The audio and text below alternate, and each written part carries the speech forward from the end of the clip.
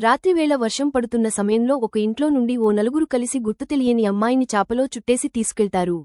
కొంతదూరం వెళ్లాక ఒక గొయ్యి తీసి అందులో పూడ్చివెడతారు. అదంతా ఒక కుర్రాడు దూరం నుండి చూస్తాడు.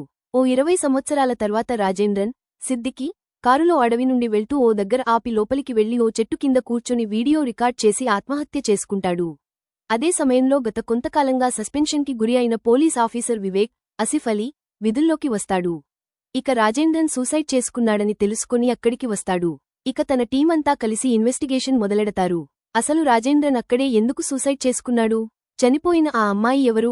ఆ అమ్మాయిని ఎందుకు చంపారనేది తెలియాలంటే ఈ మూవీ చూడాల్సిందే. ఈ కథ చాలా సింపుల్. మొదటి 10 నిమిషాల్లోనే కథని చూపించేశాడు దర్శకుడు. ఓ అమ్మాయిని కొంతమంది చంపారు.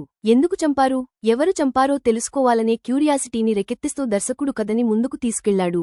ఇక ఆ అమ్మాయి గురించి పోలీసులు చేస్తున్న ఇన్వెస్టిగేషన్ అంతగా మెప్పించిందా అంటే లేదనే చెప్పాలి. ఎందుకంటే ఆమెని ఎవరు చంపారో, ఎందుకు చంపారో చూపించకుండా ఆమె సినిమాల్లోకి ఎలా వచ్చిందంటూ. సినిమాల్లో నటించిన వారికి తనకి మధ్యగల సంభాషణలు, సీన్లు అన్నీ కూడా బోరింగ్గా ఉంటాయి. ఒకానొక సిచ్యువేషన్లో ఇది మర్డర్ మిస్టరీనా లేక ఆమె జీవిత కథనా అనే భావన కలుగుతుంది.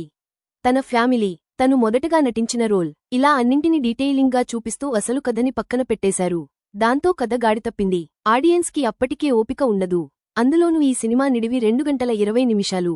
40 నిమిషాల కంటెంట్ని ఇంత స్లోగా సాగదీస్తూ చిత్ర విచిత్ర సన్నివేశాలతో గందరగోళం చేశారు. ఫైనల్గా స్లోగా సాగే engaging thriller. Just one time watchable. Rating 2.25/5.